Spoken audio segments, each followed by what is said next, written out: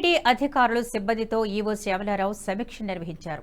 తిరుమల శ్రీవారి దర్శనానికి వచ్చే భక్తులకు ఎలాంటి అసౌకర్యం కలగకుండా చూడాలని ఆదేశించారు. దర్శనం, వసతి, నాణ్యమైన అన్నప్రసాదాలు భక్తులకు అందించడం, తిరుమలలో పారిశుద్ధ్యంపై శ్రద్ధ వహించాలన్నారు.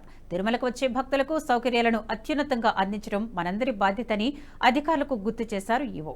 ప్రతి విభాగంలో checklist, timeline, feedback యంత్రాంగం ఏర్పాటు చేయడంతో పాటు స్టాండర్డ్ ఆపరేటింగ్ ప్రొసీజర్లను సిద్ధం చేయాలని ఆదేశించారు. దర్శనం, ఆన్లైన్ కోటా విడుదల, ఆలయానికి సంబంధించి సేవా టికెట్లు, రిసెప్షన్ విభాగంలో వసతి విధానాలు, ఇంజనీరింగ్ పనులపై సంబంధిత అధికారులతో సుదీర్ఘంగా సమీక్షించారు ఈవో శ్యామలారావు.